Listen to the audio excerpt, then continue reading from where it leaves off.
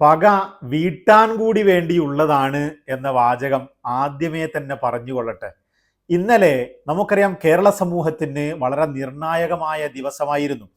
കേരളത്തിലെ ബഹുഭൂരിപക്ഷം ജനങ്ങളും വളരെ പ്രതീക്ഷയോടുകൂടി അധികാരത്തിലെത്തിച്ച 102 സീറ്റുകൾ നൽകി അധികാരത്തിലെത്തിച്ച UDF സർക്കാർ 21, അതായത് മുഖ്യമന്ത്രി അടക്കം 21 മന്ത്രിമാർ സത്യപ്രതിജ്ഞ ചെയ്ത് അധികാരമേറ്റ ദിവസമായിരുന്നു.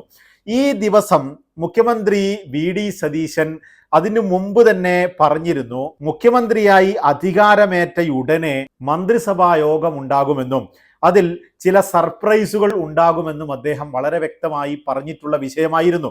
എന്നാൽ ഇന്നലെ സത്യപ്രതിജ്ഞയ്ക്ക് ശേഷം പറഞ്ഞതുപോലെ തന്നെ മന്ത്രിസഭാ സമ്മേളനം ചേരുകയും ചില നിർണായകമായ തീരുമാനങ്ങൾ ആദ്യത്തെ ദിവസം തന്നെ എടുക്കുകയും ചെയ്തു എന്നുള്ളതാണ്. ഞാനിവിടെ പറയാൻ പോകുന്ന വിഷയം VD സതീശൻ എപ്പോഴും പറയുന്നത് പോലെ ഇതൊന്നും മറക്കാനാകില്ല എന്ന് പലപ്പോഴും അദ്ദേഹം പറയാനുണ്ട്.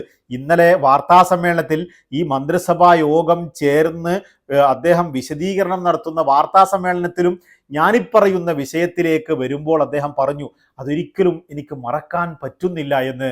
കാരണം അദ്ദേഹത്തിൻ്റെ സഹപ്രവർത്തകരായ യൂത്ത് കോൺഗ്രസ് അംഗങ്ങളെ തല്ലിച്ചതച്ച ഒരു കേസായിരുന്നു അത്. അതായത് 15/12/2023 പിണറായി സർക്കാർ ഒരു നവകേരള സദസ്സ് സംഘടിപ്പിക്കുകയും അതിൻ്റെ ഭാഗമായി ആലപ്പുഴയിൽ എത്തുകയും ചെയ്തപ്പോഴായിരുന്നു യൂത്ത് കോൺഗ്രസ് പ്രവർത്തകർ മുഖ്യമന്ത്രിക്കെതിരെ കരിങ്കൊടി കാണിക്കുകയും പ്രതിഷേധം നടത്തുകയും ചെയ്തത്. എന്നാൽ ജനാധിപത്യപരമായി നേരിടേണ്ടിയിരുന്ന ഈ പ്രതിഷേധത്തെ മുഖ്യമന്ത്രിയുടെ ഗൺമാൻമാരും പോലീസുകാരും ചേർന്നുകൊണ്ട് തല്ലിച്ചതക്കുകയും ആക്രമകാരികളായി പെരുമാറുകയും ചെയ്തു. ഇതിനെതിരെ AD തോമസ് അടക്കമുള്ള തല്ല് കിട്ടിയ ആളുകൾ കേസ് കൊടുക്കുകയും അങ്ങനെ ഈ യൂത്ത് കോൺഗ്രസ് പ്രവർത്തകരുടെ കേസ് ആലപ്പുഴ കോടതി അതിന് തെളിവില്ലെന്നും മറ്റുമൊക്കെ പറഞ്ഞ് യൂത്ത് കോൺഗ്രസ് പ്രവർത്തകർ അതിന്റെ വീഡിയോ സഹിതം തെളിവ് ഹാജരാക്കിയപ്പോൾ ഇത് പുനരന്വേഷണത്തിന് ഉത്തരവിടുകയും എന്നാൽ പിണറായി സർക്കാർ ഇതുവരെ അത് അന്വേഷിക്കാതെ നിലനിർത്തുകയും ചെയ്തു. ഈ വിഷയമാണ് ഒന്നും മറക്കാതെ ആദ്യത്തെ ദിവസത്തിൽ തന്നെ അത് കൃത്യമായി പുനരന്വേഷണം നടത്താൻ ഒരു സ്പെഷ്യൽ ഇൻവെസ്റ്റിഗേഷൻ ടീമിനെ നിശ്ചയിച്ചുകൊണ്ട് ഉത്തരവിടുന്നത്. നമുക്ക് ആദ്യം ഇന്നലെ VD സതീശൻ പറയുന്ന ആ വാക്കുകളൊന്ന് കേൾക്കാം. 15/12/2023 ഈ നവകേരള സദസ്സിൻ്റെ പരിപാടിയുടെ ഭാഗമായി അന്നത്തെ മുഖ്യമന്ത്രി ആലപ്പുഴ ജില്ലയിൽ എത്തിയപ്പോൾ റോഡരികിൽ പ്രതിഷേധം നടത്തിയ 2 പേർക്കെതിരായി മുഖ്യമന്ത്രിയുടെ ഗൺമാന്മാരായ ആളുകൾ വളഞ്ഞിട്ട് ആക്രമിച്ച സംഭവം കേരളത്തെ നടുക്കിയൊരു സംഭവം ഉണ്ടായിട്ടുണ്ട്. ഒന്നും മറക്കാൻ പറ്റുന്നില്ല. അതിൽ അല്ലേ നമ്മളതിൻ്റെ രാഷ്ട്രീയ പ്രതികാരത്തിനൊന്നും അല്ല പോകുന്നത്. ബഹുമാനപ്പെട്ട ആലപ്പുഴ മജിസ്ട്രേറ്റ് കോടതി നവംബർ 8, 2024 ഒരു ഉത്തരവിട്ടിട്ടുണ്ട്. എന്താണ് ഉത്തരവ്? അതൊരു അന്വേഷണം നടത്തണം, പുനരന്വേഷണം നടത്തണം. കാരണം ഇവർ പറഞ്ഞത് ഒരു തെളിവും ഇല്ല എന്നാണ് പറഞ്ഞത്. അപ്പോൾ വീഡിയോ ഉണ്ടെന്ന് പറഞ്ഞു, വീഡിയോ ഇല്ല എന്ന് പറഞ്ഞു. അപ്പോൾ ഇവർ വീഡിയോ ഹാജരാക്കിയപ്പോൾ കോടതിക്ക് അത് ബോധ്യമായി. കാരണം മുഖ്യമന്ത്രിയെ രക്ഷിക്കുന്നതിന് വേണ്ടിയിട്ടല്ല, ഞാൻ എൻ്റെ മെറിറ്റിലേക്കൊന്നും പോകുന്നില്ല, ബോധ്യമായി. അപ്പോൾ കോടതി ഒരു പുനരന്വേഷണത്തിന് ഉത്തരവിട്ടിട്ട് ഇതുവരെ അന്വേഷണം നടത്തിയിട്ടില്ല. അപ്പോൾ നമ്മൾ നടത്തണ്ടേ? നിയമപരമായ ഇതല്ലേ. അതുകൊണ്ട് അതിനൊരു സ്പെഷ്യൽ ഇൻവെസ്റ്റിഗേഷൻ ടീം ആ കേസ് അന്വേഷിക്കും.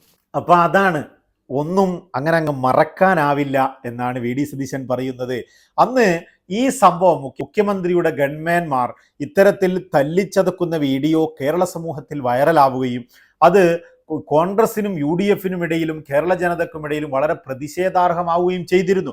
കാരണം ഒരു മുഖ്യമന്ത്രിക്കെതിരെയും ജനാധിപത്യ സ്റ്റേറ്റിലെ ഒരു മുഖ്യമന്ത്രിക്കെതിരെയും മറ്റു മന്ത്രിമാർക്കെതിരെയും ഒക്കെ സ്വാഭാവികമായി ജനാധിപത്യ രീതിയിൽ പ്രതിഷേധങ്ങൾ ഉണ്ടാവുക എന്നുള്ളത് ജനാധിപത്യത്തിൻ്റെ ഒരു സൗന്ദര്യം മാത്രമാണ്. അത് അത്തരത്തിൽ ഉൾക്കൊള്ളേണ്ടതിന് പകരം ഒരു മുഖ്യമന്ത്രി എന്ന നിലക്ക് പിടിച്ചു മാറ്റേണ്ടതിൽ പരം ഒന്നും ചെയ്യാനില്ലാത്ത ഈ സ്ഥലത്ത് തല്ലിച്ചതക്കുന്ന ഒരു സംഭവമാണ് മുഖ്യമന്ത്രിയുടെ ഗൺമാന്മാരുടെയും പോലീസുകാരുടെയും നേതൃത്വത്തിൽ നടന്നത്. തീർച്ചയായും അത് ന്യായീകരിക്കാൻ പറ്റാത്ത ഒരു തെറ്റായിരുന്നു. അന്ന് ശ്രീ പിണറായി വിജയന്റെ നേതൃത്വത്തിലുള്ള ഭരണകൂടം ചെയ്തത് എന്ന കാര്യത്തിൽ യാതൊരു സംശയവുമില്ല. ഇത്തരത്തിൽ ഓരോ വിഷയവും വി ഡി സതീശൻ പക തീർക്കാൻ തുടങ്ങിയിരിക്കുന്നു എന്ന് തന്നെ വേണം പറയാൻ. അതായത് ന്യായമായ നീതിയുടെ പക്ഷത്തു നിന്നുള്ള പക എന്ന് വേണമെങ്കിൽ പറയാം. ആരെങ്കിലും അനാവശ്യമായി കേസിൽപ്പെടുത്തുകയോ അനാവശ്യമായി പക തീർക്കാൻ വേണ്ടി ജയിലിലടക്കുകയോ ചെയ്യുന്ന സംഭവമല്ല.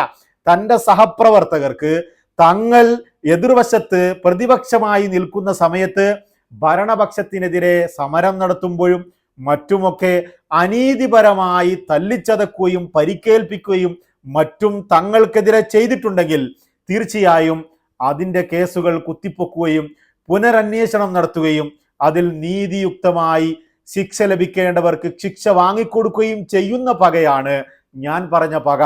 തീർച്ചയായും ഒന്നും മറക്കാനുള്ളതല്ല ദാസ എന്ന ചില മലയാള സിനിമയിലെ ഏതോ ഒരു വാക്ക് എനിക്കിപ്പോൾ ഓർമ്മ വരികയാണ്.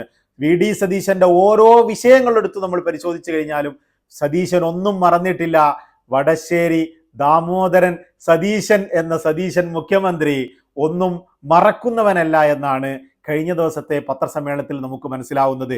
ഈ ഒരു ഉത്തരവ് ആദ്യം തന്നെ, അതായത് നമുക്കറിയാം, ഈ തല്ല് കിട്ടിയ എ ഡി തോമസ് എന്ന് പറയുന്ന വ്യക്തിയെ ഇക്കഴിഞ്ഞ നിയമസഭാ തെരഞ്ഞെടുപ്പിൽ മത്സരിപ്പിക്കുകയും കേരളത്തിലെ ഇത്തരത്തിൽ പിണറായി സർക്കാരിന്റെ കാലത്ത് എത്രയൊക്കെ ആളുകൾക്ക് ഇത്തരത്തിൽ UDF പ്രവർത്തകർക്കും മറ്റും തല്ലും മറ്റും കിട്ടിയിട്ടുണ്ടോ അവരുടെയൊക്കെ പ്രതിനിധികളായിക്കൊണ്ട് എ ഡി തോമസിനെ മത്സരിപ്പിച്ച് MLA ആക്കിയ വി ഡി സതീശൻ ആദ്യത്തെ മന്ത്രിസഭാ സമ്മേളനത്തിന് ശേഷം ആ മന്ത്രിസഭാ സമ്മേളനത്തിൽ തന്നെ തീരുമാനമെടുക്കുകയാണ് ഇതിന് അന്വേഷണം നടത്തുകയും ശിക്ഷിക്കേണ്ടവരെ ശിക്ഷിക്കുകയും ചെയ്യണമെന്ന്.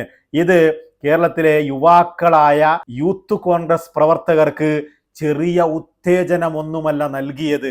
ഇനിയും CPM CPIM പ്രവർത്തനങ്ങൾക്കെതിരെ ഏത് നിമിഷവും സമരം നടത്തുവാനും ഭരണം മാറിയാലും അവരുടെ ഗവൺമെന്റ് വന്നു കഴിഞ്ഞാലും സമരം നടത്തുന്ന ഭാവിയിലെ പ്രവർത്തകർക്ക് കൂടി ഉത്തേജനം നൽകുന്ന രീതിയിലുള്ള ഒരു ഉത്തരവായിരുന്നു വി ഡി സതീശന്റെ ഭാഗത്ത് നിന്ന് ഉണ്ടായത് എന്ന കാര്യത്തിൽ യാതൊരു സംശയവുമില്ല.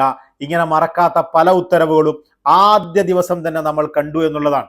അതായത് ഈ കഴിഞ്ഞ പിണറായി സർക്കാരിന്റെ ഭരണകാലത്ത് നമുക്കറിയാം ഒരുപാട് ദിവസങ്ങൾ നീണ്ടുനിന്ന ഒരു സമരമായിരുന്നു ആശാവർക്കർമാരുടെ സമരം. ആ സമരത്തിൽ പോയി ഇപ്പോഴത്തെ മുഖ്യമന്ത്രി വി ഡി സതീശൻ, അന്നത്തെ പ്രതിപക്ഷ നേതാവായിരുന്ന വി ഡി സതീശൻ അവർക്കൊരു വാക്ക് കൊടുത്തിരുന്നു. ആദ്യത്തെ മന്ത്രിസഭാ സമ്മേളനത്തിൽ തന്നെ ഞാൻ ഇതിലൊരു മാറ്റം കൊണ്ടുവരുവാൻ, നിങ്ങളുടെ ആവശ്യം പരിഗണിക്കുവാൻ ഞാൻ തുടങ്ങുമെന്നൊരു വാക്ക് കൊടുത്തിരുന്നു. അതുകൊണ്ട് ഇന്നലത്തെ മന്ത്രിസഭാ സമ്മേളനത്തിൽ തന്നെ ആശാവർക്കർമാർക്ക് 3000 രൂപ വർദ്ധിപ്പിച്ചുകൊണ്ടുള്ള ഒരു ഉത്തരവിട്ടു എന്നുള്ളതാണ്. അതുപോലെ അംഗൻവാടി പ്രവർത്തകർക്ക് 1000 രൂപയും, അതുപോലെ പാചക തൊഴിലാളികൾക്ക് 1000 രൂപയും, അതുപോലെ പ്രീ പ്രൈമറി ടീച്ചർമാർക്ക് 1000 രൂപയും വർദ്ധിപ്പിച്ചുകൊണ്ട് കേരളത്തിലെ തൊഴിലാളി വർഗത്തിന് തന്നെ ഏറെ പ്രതീക്ഷ നൽകുന്ന ചില ഉത്തരവുകൾ വി ഡി സതീശന്റെ ഭാഗത്ത് നിന്ന് ആദ്യത്തെ ദിവസം തന്നെ ഉണ്ടായി. അതുപോലെ തന്നെ വയോജനങ്ങൾക്ക് അതിനെക്കുറിച്ച് പഠിച്ച് ഒരു പ്രത്യേക വകുപ്പ് തന്നെ ഉണ്ടാക്കുമെന്ന ഒരു ഉത്തരവ് കൂടി ഉണ്ടായിട്ടുണ്ട് എന്നുള്ളതാണ്. ഇത്തരത്തിൽ ആദ്യ ദിവസം തന്നെ ശ്രീ വി ഡി സതീശന്റെ ഭാഗത്ത് നിന്ന് കേരള ജനത പ്രതീക്ഷിച്ചതിലും അപ്പുറത്തുള്ള ചില തീരുമാനങ്ങളും മറ്റുമൊക്കെയാണ് വന്നിട്ടുള്ളത്. തീർച്ചയായും ഈ ഒരു പ്രഖ്യാപനങ്ങളും മറ്റുമൊക്കെ കാണുമ്പോൾ, ഈ ഒരു വേഗത്തിലുള്ള പോക്ക് കാണുമ്പോൾ, അതായത് ഈ അടുത്തൊന്നും നടക്കാത്ത രീതിയിൽ മുഖ്യമന്ത്രി സത്യപ്രതിജ്ഞ ചെയ്യുന്ന അതേ ദിവസം തന്നെ 20 മറ്റു മന്ത്രിമാരും സത്യപ്രതിജ്ഞ ചെയ്യുകയും അതിനുശേഷം ഉടനടി മന്ത്രിസഭാ സമ്മേളനം ചേരുകയും ഉടനടി ഇത്തരത്തിലുള്ള കേരളം കാത്തിരിക്കുന്ന രീതിയിലുള്ള പഴയതൊന്നും മറക്കാത്ത വാക്കുകൾ പാലിക്കുന്ന ചില ഉത്തരവ് ഇറക്കുകയും ചെയ്ത ഈ സ്പീഡിൽ പോക്ക്, ഈ ഒരുപക്ഷെ യുവാവായ അധികമൊന്നും പ്രായമാകാത്ത നല്ല വിവരമുള്ള വിദ്യാഭ്യാസ യോഗ്യതയുള്ള വി ഡി സതീശനിൽ നിന്ന് കേരളം പ്രതീക്ഷിച്ചതിലും അപ്പുറമാണ് എന്ന് തന്നെ പറയേണ്ടി വരും. തീർച്ചയായും നല്ല ഉത്തരവുകളും നല്ല ഭരണവും UDF സർക്കാരിൽ നിന്ന് വരും ദിവസങ്ങളിൽ ഉണ്ടാകുമെന്ന് തന്നെ നമുക്ക് പ്രതീക്ഷിക്കാം. തൽക്കാലം വിട, നമുക്ക് വീണ്ടും കാണാം.